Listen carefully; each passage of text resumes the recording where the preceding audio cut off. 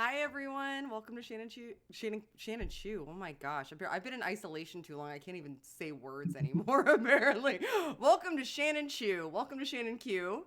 I am really excited to have you here today. If you can hear me in the chat, if I pressed all the right buttons, please let me know. I'm really excited today. I am talking to Erin, who is Brazen Atheist on Twitter and now on YouTube.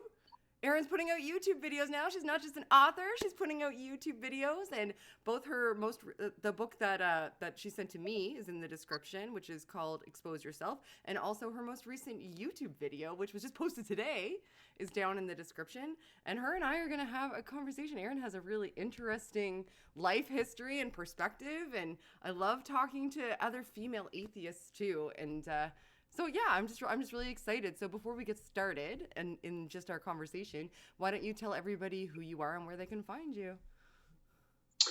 Well, I'm Erin Lewis, like she said, Brazen Atheist on Twitter and Facebook. Also, I have a Facebook page. Um, you can pretty much find everything about me on my website, erinlewis.com. And you got to spell it right, otherwise you get the guy from Stained. So it's Erinlowis. That has my blog, other articles I've written, other interviews I've done, and links to all my books, plus a merchandise page. Cool. So, Awesome. So why don't you give everybody just like a brief history of, what your background is? I already mentioned that you're an atheist. So why don't you tell everybody, what brought you to decide to become an author and what you did for a living in case anybody didn't know, because I find that pretty cool. I can't wait to talk okay, about it. good. Well, I wasn't ever really expecting the two aspects of myself to converge. I've been an atheist for a really long time. I didn't identify as an atheist until probably just a few years ago. Okay. Because I was raised Catholic, and it always, I don't know, if you have any sense of logic or reason, it's really hard to buy into the whole dead guy on a cross thing. So for me, it was sort of, I just pretended to be Christian for a long time to not like piss everybody off, because when you're a little kid, they don't like it when you ask questions. At 18, I became a stripper because I don't really like being told what to do. And it was kind of easier than, dealing with a boss and all that kind of stuff. And after a few years, I got tired of people saying, hey, you should write a book. So I wrote my memoirs. Memoirs of a Stripper is my first book. It came out originally in 2015. And I actually started writing it because there was an outreach group similar to Hookers for Jesus, if you remember that whole discussion on Twitter not too long ago. Mm-hmm. It's an outreach group, and it's run by somebody that I used to work with. And they're kind of aggressive when it comes to proselytizing, but their main message is if you're a stripper, you're hurting, nobody respects you, nobody loves you. And they also conflate stripping with sex trafficking. And because I know this person, I know that she knows that that's not true, because you don't audition to be a sex trafficker. So this whole organization kind of irritated me. And I got tired of seeing strippers on Dr. Phil, you're drug addicted, you shouldn't be doing what you're doing. And I thought, I just want to put another story out there. I want to say how it can be empowering, not always, but, if you don't really fit into the mainstream, it can be a viable option. It's nothing to be ashamed of. So that was how my first book came about. And of course, I didn't know how to publicize anything. And then Facebook, I started following a couple of atheist people. I think Friendly Atheist was one of my first, and then Seth Andrews and all that kind of stuff. And I got involved with FFRF. Then my kid ended up getting sent home with a church event letter that was being pushed by the school. So obviously I contacted FFRF. After that, I became an outspoken atheist. My third book came about when I met my local FFRF chapter president at one of their conventions. Mm-hmm. And she said to me, oh, you're a writer. How fast can you write a book? So we came up with the concept, Expose Yourself. Judy Saint actually is the name of my contributing editor. And so we decided on a book that would talk about atheism, but from my point of view. And that was when I really started to understand how the two really fit into each other, because there's this social stigmas of being sexually expressive, and a lot of that has to do with religion and the way people are brought up. And I really do think that a lot of the porn industry, strip clubs and all that kind of stuff would not exist if it wasn't for the guilt and shame that is largely brought about on sex by religion itself. So it turns out that there was actually a pretty easy segue between the two. They sort of go hand in hand. So that's how I became known as the secular stripper at the FFRF convention, which was fun. That's all really like, I have about 700,000 questions for you. I don't even think that we can cover them all. But, okay. but I don't want to just pepper you with questions. So, one of the first things that I wanted to talk to you about was actually, you just brought it up, where you mentioned sexual stigma and how you kind of saw it as prevalent in religious, I don't want to say ideologies, but I guess, religious thinking, like religious culture is probably a better way to put it. And here's the way that I kind of perceive it. And you've had more of a firsthand, like, I have a bird's eye view of it, I suppose, to a certain degree, as you were in the trenches seeing this. So, like, I see it as a locus of control, particularly over women, so that it's easier to subjugate us and it's easier to control us if we're consistently feeling shame. And I don't think that's exclusive to women, because I think that their religions shame men too, and people in the LGBTQIA plus community. But when it comes to women, it's permeated society so much that it's just seen as normal. And even you spoke about it today in your video. You said, essentially a man can talk about the notches on his belt and people are like, high five, and a woman does it and she's a slut. Like, why is there that dichotomy there? Like, what's your opinion on that sort of perspective? Actually, when I was researching the Adam and Eve story for my book, because I only remember it as a kid from Sunday school and as like a little kid. Yeah. When you look at and of course I grew up, Christian Catholic. And so that's really my only take on it.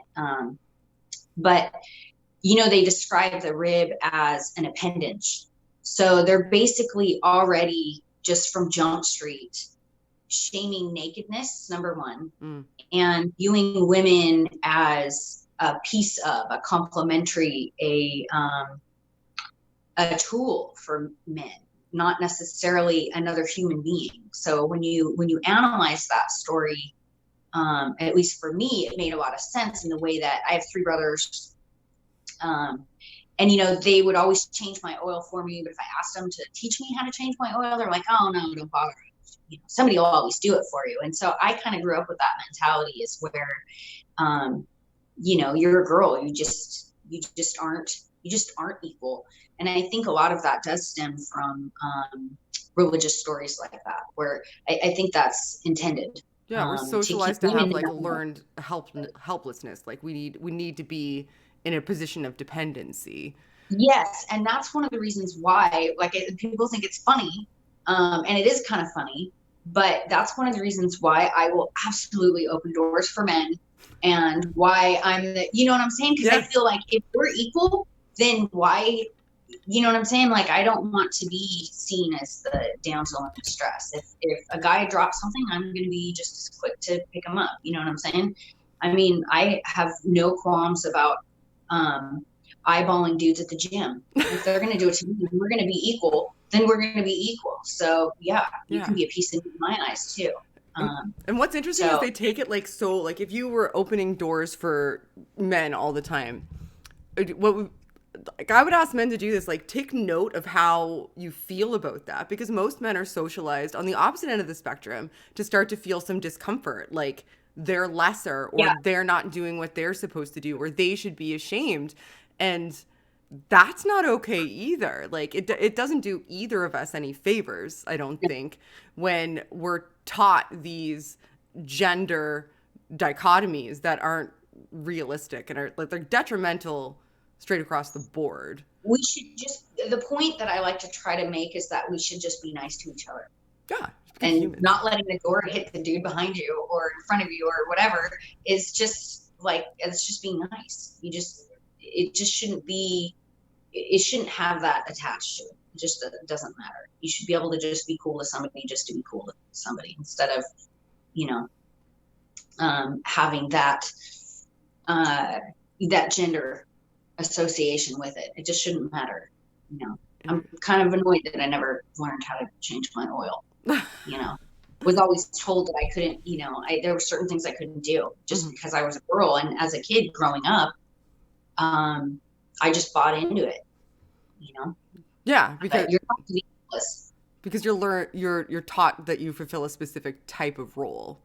And if you deviate from that role, you start to get all kinds of deleterious, like detrimental labels assigned to you. Like you're defiant, or you're masculine. And it happens the same to men as well. Like if you deviate from the social standard in some aspect that's seen as like important to your identity as that gender, then suddenly you're broken. All of a sudden you're broken, and somebody needs to control you or fix you, or you need to get back in line. And nobody ever really questions why. No one ever says, oh, well, why are women not changing their own? They're fully capable. We know they're fully capable. Why are we deterring them from that?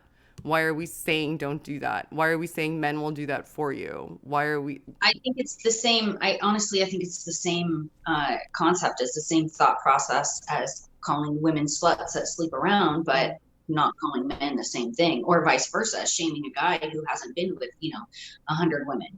Yeah.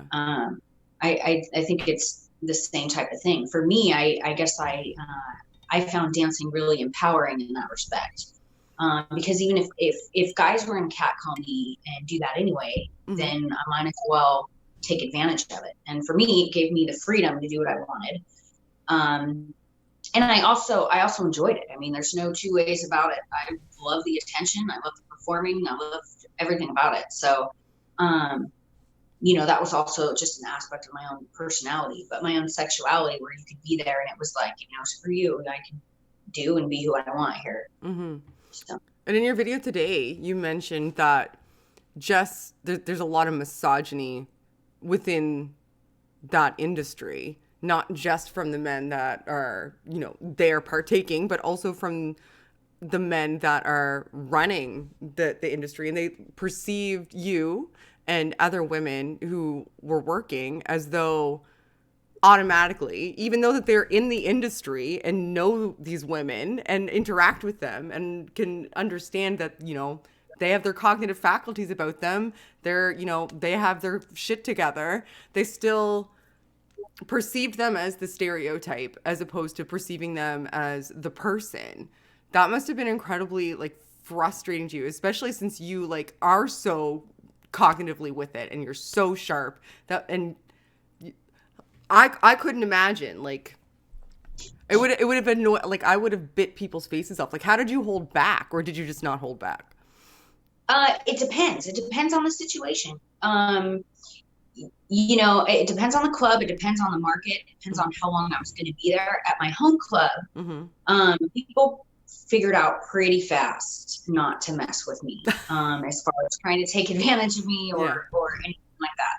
They could figure that out right away. And but sometimes there's times where you want to just kind of let them, you want to fly under the radar. You don't want to catch anybody's attention. And that's especially true if you're out of town and you're in a club when you're surrounded with a bunch of strangers. It's better to kind of fit in. But at a home club where you're going to be there for a long time, it does help to be able to show them that you're on their level. And they get frustrated staff a lot of times with girls that do a lot of drugs or girls that break rules a lot of the times, or, otherwise just aren't helpful.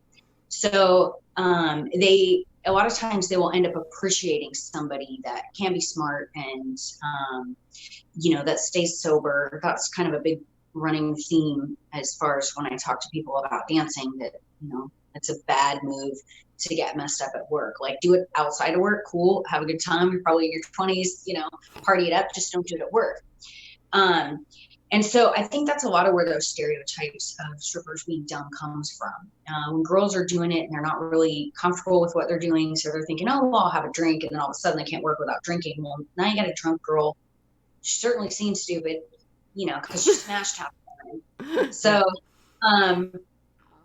each guy is individual. Some are beyond help. They're going to think you're a piece of crap just because that's what they think. Maybe they're like Vegas. I noticed a lot of that type of attitude when they, there's thousands of girls that come in and come out. But at a home club, you really get attached to your staff. I really, really liked a lot of my security, my DJs, a couple of managers. Managers can definitely be a little tricky. Sometimes it is just better to stay off of their radar. But it depends. And owners can be exploitive. They can look at their, dancer list as their own personal little, buffet. And you got to be careful. You got to set your boundaries and your limits. Wow. Another thing listening to your video today, I'm going to reference your video a lot because I found it really, really intriguing, is that you mentioned that you were able, like, you were sharp enough, as I'm certain many people in that situation would be, to recognize how to kind of like flip the script in those situations, because you were attuned to the type of you were able to recognize the type of perception like a potential client maybe had of you, and utilize that to shift the power dynamic without them even realizing that you were shifting the power dynamic, while allowing them to feel like they were still the ones that were in control. And I thought that was utterly fascinating to me, because not a lot of people would recognize that, would be as open enough to observing people's behaviors and seeing consistencies in those behaviors and seeing trends, to recognize that, oh, okay, like, this is the type of situation that I'm in. This is how I'm going to have to act in this situation to elicit a pragmatic outcome that's going to be best for me and maybe mitigate any harmful circumstances. So props to you for that, because that's not something that a lot of people would be cognizant enough to do. So how did you come to that? Did you like go through a lot of like difficult trials, or are you just naturally sort of attuned to recognizing how people are thinking and how it attaches to how they behave?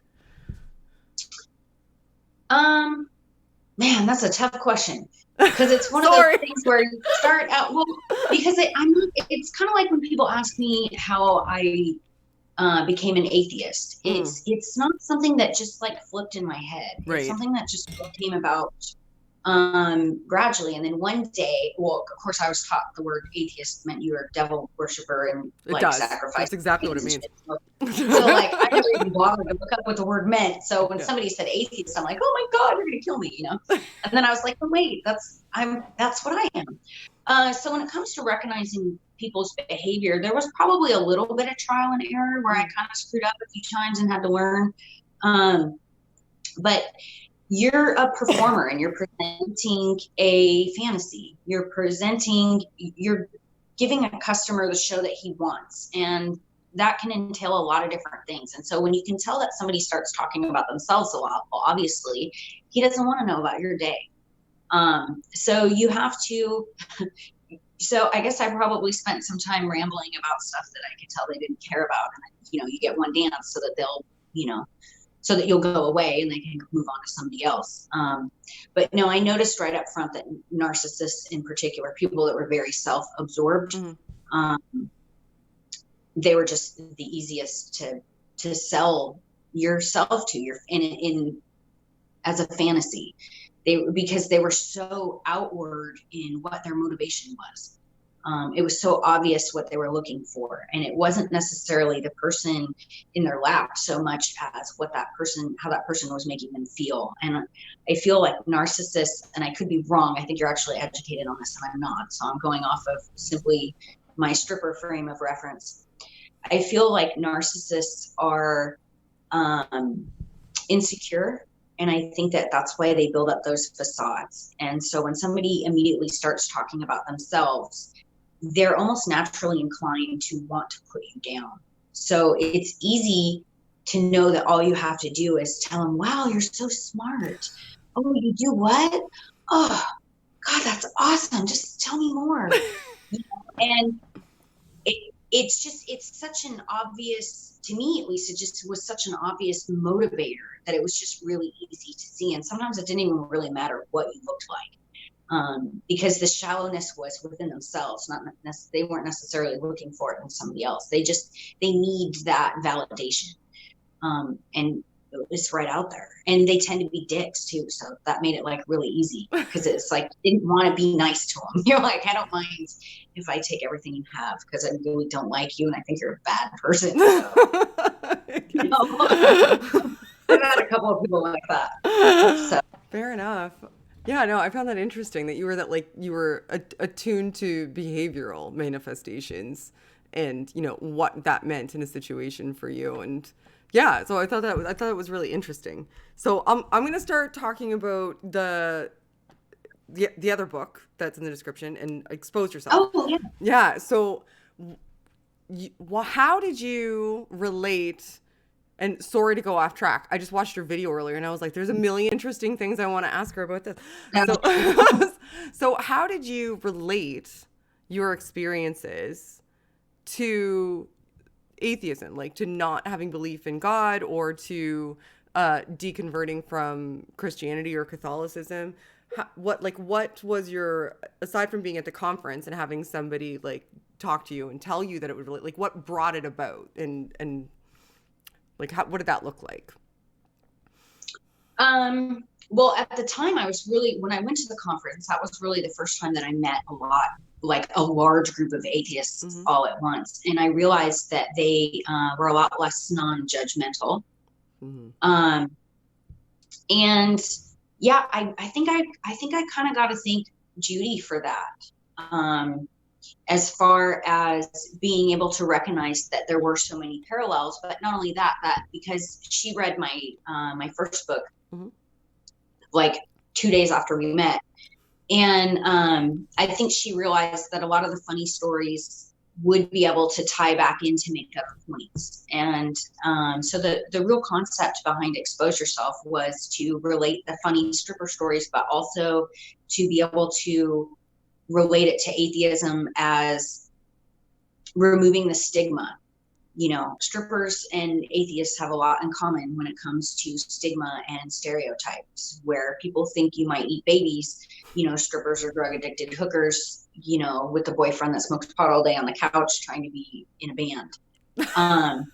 So I think that the stereotype is what really clued me in. And then as I started to research different topics, like I debunk psychics, and I relate that to part of that perception of people's behaviors, right? I realized that I was psychic. I actually when I researched it, I realized that I used a lot of the cold reading techniques that many psychics do. And so it really took a little bit of research and some reading. And actually, Daryl Ray's book, Sex and God, was a big one. That was like when I really started to understand the sexual psychology and also the biology behind it. It was like, holy crap. Now I get why dudes come in with lacy bras on under their business suits. Yeah. That made a lot of sense to me. So it became easy to, once I wanted to make points, it became easy to relate them back to my own experiences. And my goal was really to be entertaining with that, to at least hold people's interests. Yeah. So people think of strippers as critical thinkers. So I was hoping that might be a bit of a draw. Stigma breaking is super important, especially when it comes to sexual stigma. Actually, Daryl's going to be on my channel next Monday. So Oh, sweet. yeah, he's gonna be on the 30th. So I'm excited to talk to him. He's got a new director whose name I can't remember off the top of my head right now. Both of them I think are going to be coming on next Monday. So Daryl's great, and one of the things that I like so much about him, aside from both of us attack Christian counseling and Christians infiltrating the field of psychology, is his work with breaking apart sexual stigmas, because people don't realize how much damage that causes. They don't, because they just think it's normal. They just think that the way they're told to perceive their sexuality is the way they should. They should see it through that lens. And if they don't see it through that incredibly narrow, really ridiculous, arbitrary lens, then that means that they're deviant and there's something about them that needs to be fixed. See, and I think that deviance is exactly what leads some people into the strip club in the first place. So you think it like creates a kink? Like, I think absolutely. Suppression? Oh yeah, definitely. I met he's actually kind of a legend. Okay. Around my market, there's a guy that liked to be kicked in the balls. What? Yeah. No. And he's actually, yeah, like a lot. And this isn't this is not apparently not an isolated thing. There's guys out there, but I had to know why. Yeah. How it was a turn on. So what he told me was that when he was a little kid, the girl that he had a crush on when he was like 12, I guess he like pulled her pigtails or did something and she kicked him in the balls. And for some reason that ended up being a sexual thing for him. And it stuck with him and it never left. Personally, I got a little squeamish when it came to that. So I had to refer him out to other dancers with a stronger stomach. But that I was really interested into how that happened, because that was so weird to me. I was like, that's insane. And I'm the only one that asked why that was a thing for him. But I think the power play when it comes into the strip club is a big thing too. You know, the guys that want to be dominated are usually guys that are very authoritative, either in their jobs or their careers or their home life. You know, they're the ones that want you to spit on them. And so I think that power play, I think that starts early. So yeah, I absolutely think it creates kink early experiences. And once again, I'm, you know, it's stripper frame of reference, certainly not coming from any formal education. Yeah, well, but that's what I thought. Yeah, you have a real life education on this.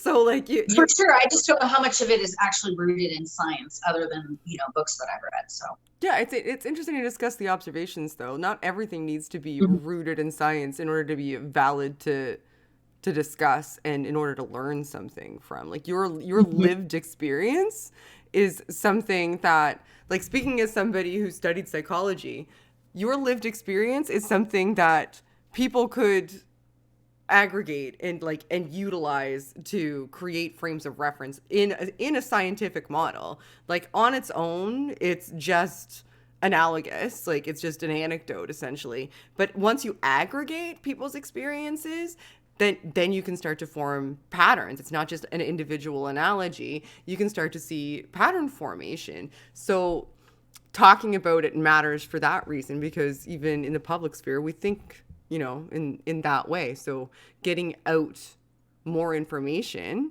is always a good thing. Everybody's personal experience is valid and important. And you never know who's listening right now that is like, holy shit, like that I'm connecting with that. That sounds a lot like my experience, and I hadn't looked at it through that lens. So you don't discount your experience just because, you know, you didn't build a research model around it. I know that I do also know from watching your videos that you are educated in that realm. So I just don't want to I don't want to sound like I'm trying to speak from that position of authority, because I'm not. I'm a classically trained pastry chef, if we want to get into my formal education. Oh, so that's really cool, actually. Yeah, it was just really expensive. So, and now people ask for free cakes. That's pretty much what $20,000 gets you. So I won't ask for a cake. Lesson learned. Will not request the Yeah. cake I was about to So, request. well, you know what? I'm usually people's go-to when they need like penis or vagina's cake. So Fair. that's been helpful. You know, it's big circle. Goes around. No, one of the things that did teach me a lot about just people's behavior, sexuality, is the fact that it's an intimate experience, but it's also anonymous at the same time. Right. So there is a lot of psychological components when you have people that are telling you things that they may not have ever told anybody before. Right. You know, a lot of times when people were coming back, especially after 9/11, you know, there's a lot of those guys that came home that didn't feel comfortable talking to a psychologist. And so they would talk to me about it. And so unfortunately, I learned a lot more about PSTD than I ever wanted to. And that's just one of those situations where it isn't, you know, people think, oh, it's all about boobs and sex. And yeah, for the most part, it totally is. However, there is that psychological component where you learn things about people that, you know, you might not learn in another situation, even if you're really good friends with them. Yeah. Because somebody may tell me stuff, and who am I going to tell? I don't know who you are. You're giving me a fake name, you know, unless of course I happen to have to run your credit card, and I'm, you know, jigs up at that point. But you know, I did learn a lot of things that I wouldn't have otherwise, and it definitely gave me an insight into just people in general. Yeah, and boobs and sex is a psychological component though, because there's a reason that you have those urges and that drive. There's a reason that you feel as though you want to go somewhere where there's an anonymous relationship. There's something that needs to be sated in you that you either can't get elsewhere, or that you don't want to or feel comfortable getting Definitely. elsewhere. And Mm-hmm. I wonder how much people shift into either column, because I'm guessing that the percentage of people that don't have access to, you know, sexual satisfaction versus the you know, the matrices of people who don't have access to their comfort level of sexual satisfaction, or don't have an outlet for their particular, you know, kink or whatever. I'm guessing that it would be like this for like, don't feel comfortable discussing with a partner what their kink is, or feel as though you want to be anonymous about it, or feel ashamed of it.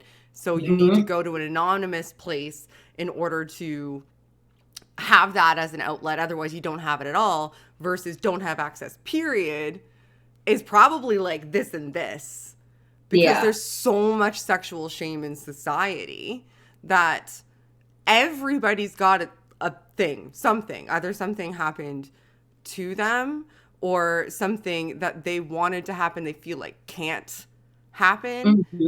And Yeah. yeah. That's when it gets creepy. Oh, really? Is it always Oh yeah. creepy though? Because there's, you know, there could be people. Why is it always creepy? That's a Okay. better question. So there's one guy who's really sweet, really Yeah. just the nicest little business guy, just a sweet, gentle person. And he would come in and he would have a silk slip that was actually his wife's. Okay. And he would just want you to put on this slip, and he just wanted to touch it. It was a texture thing. It was a that was it. But he was embarrassed, and he didn't want his wife to know that he felt about this, that something about, for whatever reason, he was uncomfortable telling her about him needing that. Interesting. But then there was somebody else where this was one of like, not very long before I quit, this happened. I was working weekends because I knew I was getting ready to retire, and so I was really trying to kind of save up cash because I didn't know how long it would take me to find another job. And so I had a really bad night, and somebody I'd seen for a long time but had never talked to. I thought he got dances from other people. He just happened to be there. He saw me have a bad experience with somebody else and came over and was basically my knight in shining cotton. He was like, let's go in the back. I got $100 for you, and blah, blah, blah. And so, and I'm thinking, cause I was really upset. I really needed like a palate cleanser, figuratively speaking. And I thought I should have that in there just to be safe. And so I'm like, I'm so grateful. And I'm like, thank you so much. And he's like, you know what? Just the first song, let me rub your feet. Let me, calm down and all this stuff. So he's rubbing my feet. And I'm like, oh my God, I'm so lucky. I'm so glad this happened. I'm so grateful. Right. So I start dancing and I lean back like I usually do. And so my ear is next to his mouth and he turns to me and he says, don't tell mommy what we do. Oh my gosh. Oh no. Yeah. Oh, so no. in that moment, I'm horrified. Oh gosh. I go from really grateful from this really nice guy to thinking, please let this be the place that this happens.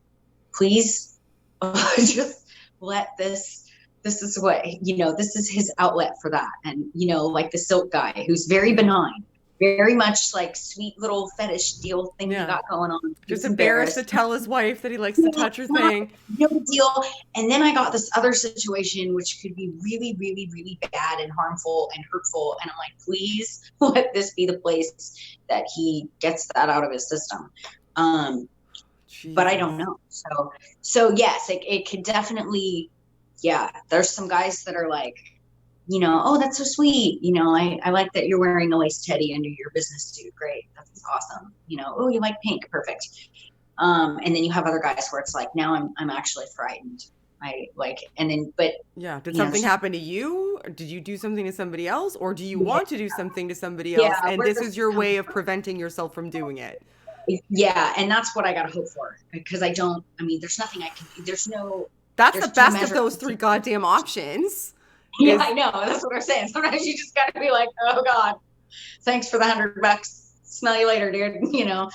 So yeah, I didn't ever actually even talk to that guy again. But it's funny because I had seen him in the same club for at least a couple of years and never really talked to him until that night. He saw somebody threw money at me and it like royally pissed me off. So I let it just fall on the ground and I refused to pick it up. And I walked to the other side of the room and this guy happened to see it. So he was like coming to my rescue. I was so totally taken aback by what he said that it freaked me out to no end. So, because it was just such a flip. It was but yeah, no, that's the kind of thing you don't learn, like, working in an office. No. Like,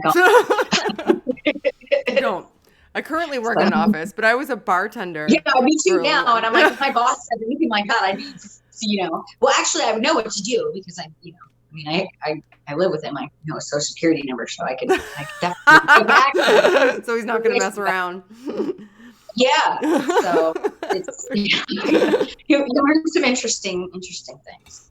We have a super chat, and it's a question for you, but I think I actually know the answer to it. It's from Johnny Spinoza, who said, Shannon Q, here in the live stream, what does brazen mean by being psychic? And I think that you meant that, the cold read things were so obvious that you realize that just about anybody who recognizes how they do it can adopt the moniker of psychic, because nobody is psychic and it's just about reading people. Is that fair? Yeah, absolutely. That's exactly what it was. Yeah. Because you learned it, you can tell when somebody comes in by what they're wearing, and then you start asking those leading questions, and you really only need a small amount of information to confirm what they're saying. And then all of a sudden they're blown away by, how much you get them. And it's like, well, no, it's just, you're like every other, software engineer that stays at the Marriott down the street. That's all it is. It's just really like, after a while you sense those patterns.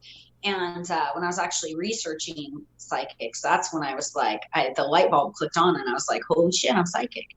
I'm not really psychic.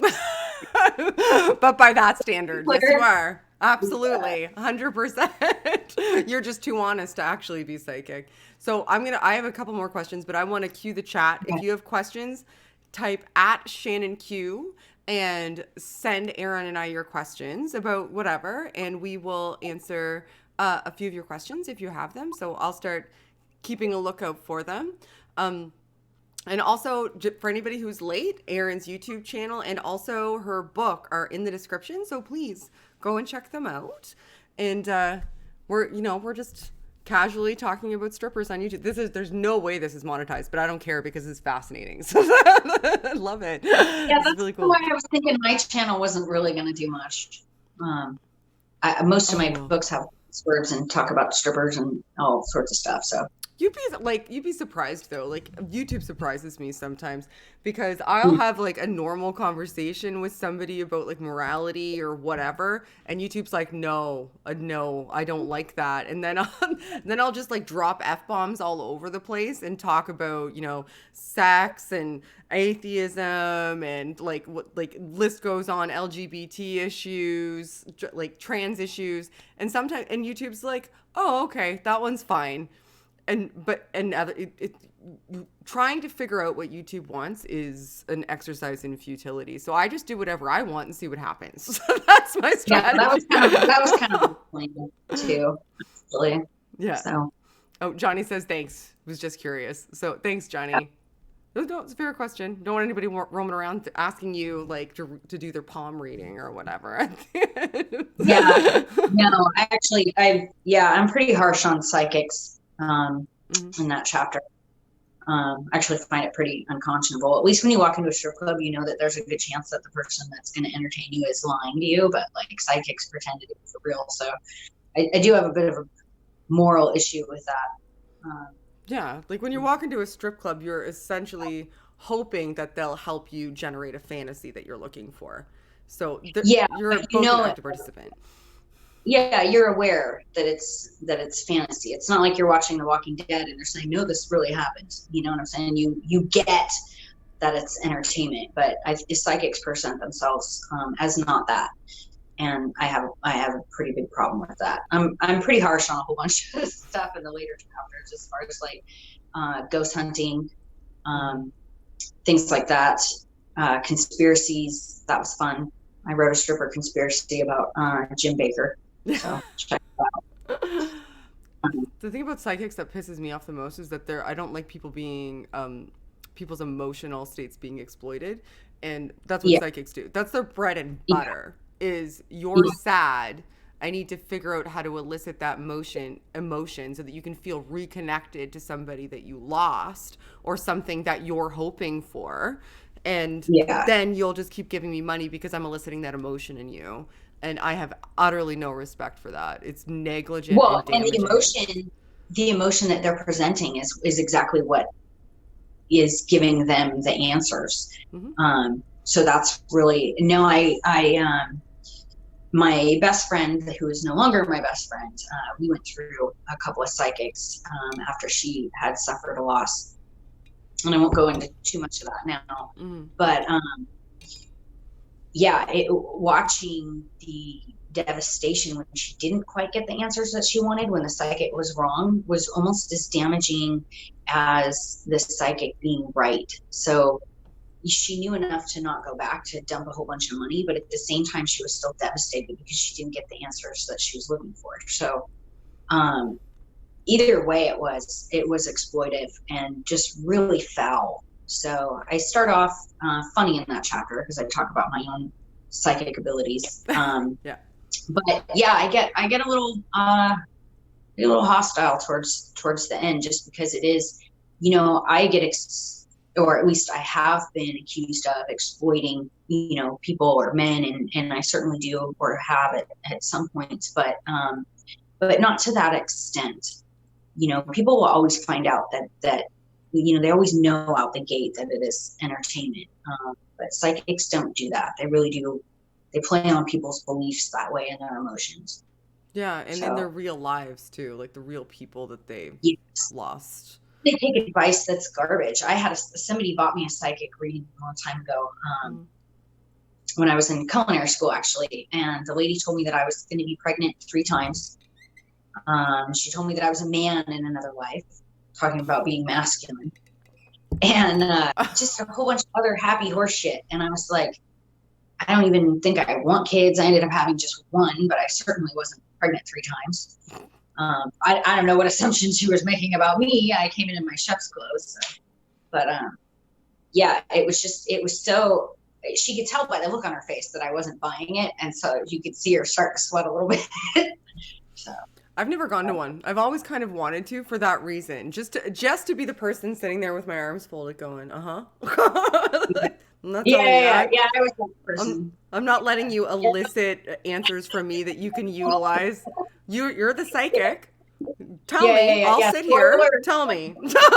Let me know. Spoiler, they don't like that. It's very much like, don't care. Questioning the Sunday school teacher. They don't like that either. And you're like, no, dude, I don't see how that happens. Yeah, because it screws up their plans. Yes, when you're like, yeah, but God drowned all the animals. Why did he do that? Well, yep. Go sit in the corner. Because he loves us, but we were bad and he had to punish us. Yeah, what did they do? Yeah. So all those poor puppies. God just think about that. Jesus drowned all the puppies. Yeah, really, honestly, when I was a kid, I was like, how come nobody's noticed this? I'm the only one. And you know what's messed up about that story is that what kid that's my age, I don't know, I'm probably a bit older than you, I'm 38. But like when I'm 41. Okay, so we're like the same age then. Yeah. But like I had Noah's Ark toys and stuff and a little Noah's Ark bath thing and Noah's Ark poster because I was Sunday school kid. And I look back at that and I'm like, how fucking morbid is that? That I had a Noah's Ark really poster. It's like, remember that time God killed literally everyone? Here's the rainbow. Yes. Look at all the like that was when you look back now. He could have just winked him out of existence. Yeah. I wrote an article for FFRF. It's in I don't remember which issue it is. It's in Free Thought Today, but I do have a link to it on my website. Yeah. And it's called "The Bible Taught Me That God Is a Jerk." And mind you, I wanted to call it God is a Jerk, but editors, and I that's what I talk about is that as a little kid listening to the story being like, but wait a minute, but this isn't what you teach me how to behave in real life. So how come God is acting like a big old dick, Yeah. Because originally that's what I wanted to call it, is God is a dick. But I figured that probably wasn't going to apply. So I just let it go. That's a big old dick. But it really is. I'm like, but you're trying to use this story to teach me morality, and yet it's really not cool. It's really not okay, like on any of it. And right as a little kid, hearing that kind of stuff is where that sort of started in my head, where I'm like, well, this isn't, I'm supposed to pray for, my family. And I'm like, but then you watch the news and you see how rotten it is for other people. And I'm like, so why the fuck is God going to bring me a My Little Pony? And I'm going to be like, how is that? I just didn't understand that. There's kids starving with flies on their face and I'm praying for a My Little Pony. Like this, something doesn't jive here when you're teaching me to be kind to people and to share and to give and all this kind of stuff. And I'm like, but God's an asshole. You know what I'm saying? Like, pissed me off? I don't need. Oh, I'm so sorry. No, what really made me mad, because morality was a big thing for me in deconversion. It was one of the like massive linchpins for me. It was when people were making excuses for God that I had to accept that they would not make for just another normal human.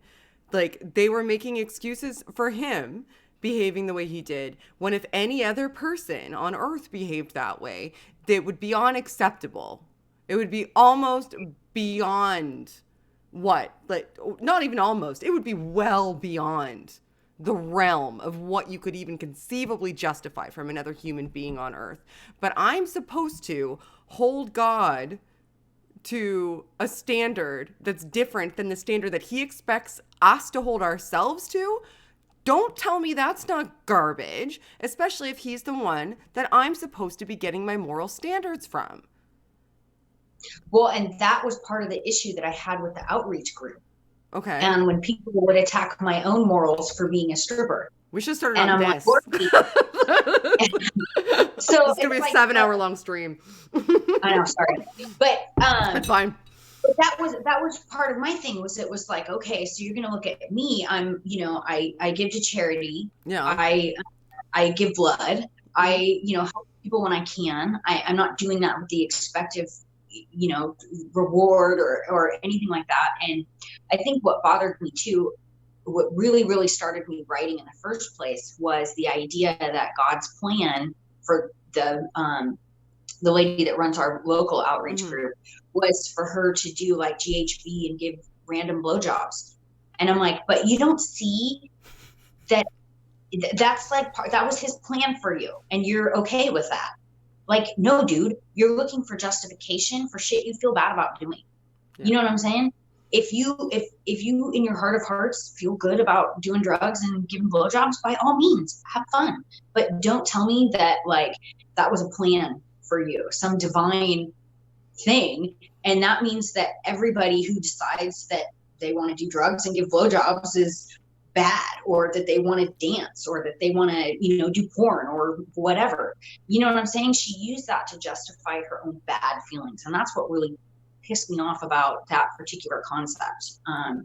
Was that it's a justification for doing immoral things or things that make you feel bad. I don't necessarily think doing drugs and giving blowjobs is immoral, but if you feel bad about it, you're going to look for a justification. God's really convenient for that, or Satan, depending. God's on likely also the reason you feel bad about it, though. Like, you probably feel bad about it because you were indoctrinated that it's bad, and then you need to mentally escape that traumatic impression that you now have of yourself because you've been taught, you've been indoctrinated that all of these sexual proclivities are entirely detrimental and speak volumes about who you are as a human.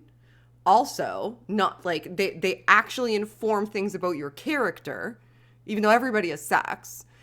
So then you need to escape that you've created yourself a trap, and the only way out of that trap is to hug the trap and be like, well, the trap likes me. You have to impart that on other people. That was my thing, was that you have to say that, okay, well, now because I didn't like what I did, nobody that dances can like what they're doing.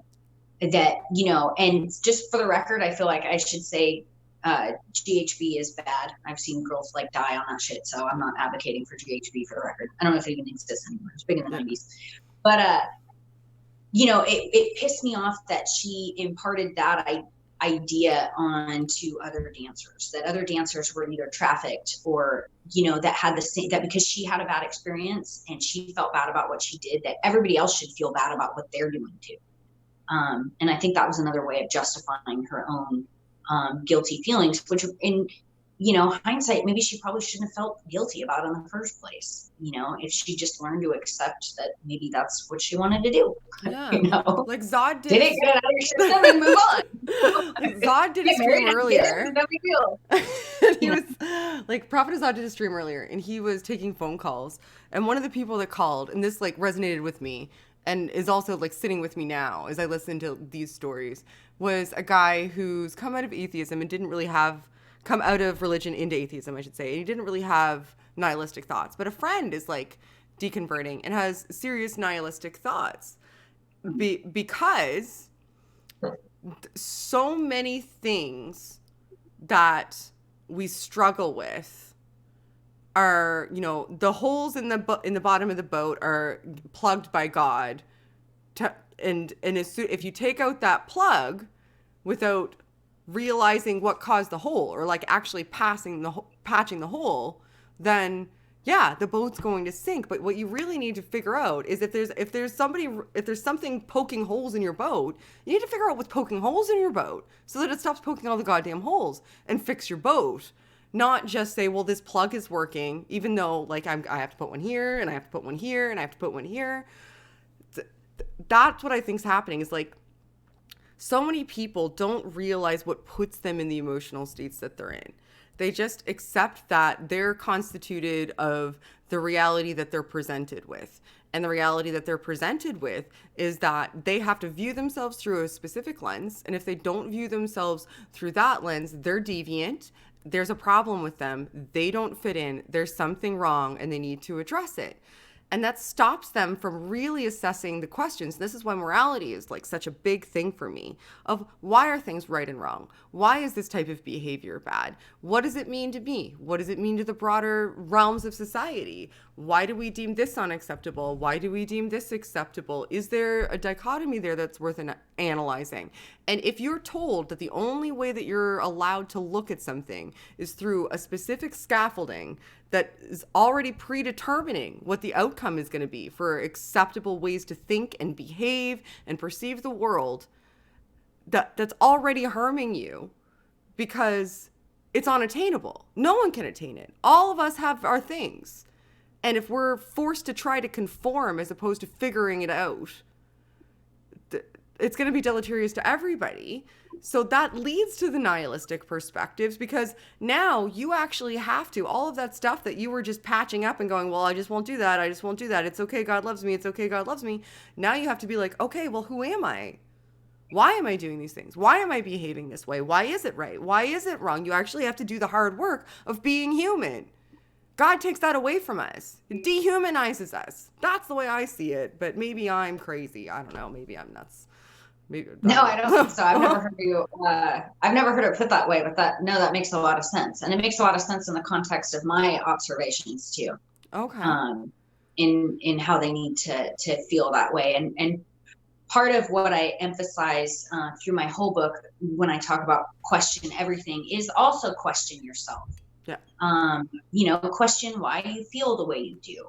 Do you want to be spit on because you need to be brought down a peg and you're too authoritarian, in your job? Do you need, what makes you feel the way you do? And I think those are important questions to ask about yourself if you're looking for self-acceptance. And I'm fortunate in the fact that I never really felt bad about being an exhibitionist. Okay. Once I realized that I enjoyed doing it, I'm like, this is cool. I'm having fun. So what? And what is really wrong? Why, there was a twinge for a minute that was like, oh my God, I'm naked and people are looking at me. And then I realized, everybody in the whole freaking world's naked. Why is that such a bad thing? Well, it's a bad thing because people tell you it's a bad thing. It's a bad thing because you were taught that it was a bad thing. There's nothing wrong with being naked. It just is what it is. Some people would say, oh, it's wrong to, exploit that, to make money. And I can see that maybe a little bit, but why? Yeah, but why is that wrong to exploit almost every industry that makes money has a marketing team, has which are essentially kind of like propaganda mills that are meant to elicit emotions from you in order to make you desire something so that you feel like you require it or will be better for it, or it'll satiate something. So how is that different from the sex industry? The only difference is that we have a perception of this being a bad thing and this is just a normal thing. So if somebody is looking to promote something in another industry by exploiting people's inclinations, whatever they may be, then that's just a normal way we live. Like, we manipulate each other like that all the time. But when you bring sex into it, which these industries do, by the way, all the goddamn time, it's just not person to person. It's through a screen or through, text form. But there's sex brought into that too. The only difference is once it's person to person, once you're physically in front of somebody, it stops being okay. And that line to me doesn't make any goddamn sense. I think it does in the context of the shame and the guilt that's put upon sex by religion, by society in the first place. And then I think that also when I lost my train of thought. Sorry, we have questions. I asked for questions and then I just didn't shut the hell up. I did not shut the hell up. Sorry. Pardon me. So Julie has a question. Question for Erin. I am also an ex-Catholic. Erin, did you find stripping helped to undo some of the religious programming related to sexual shame? I think in my case, it definitely did. Because that was when I was able to be like, you know what, I really enjoy like dancing naked.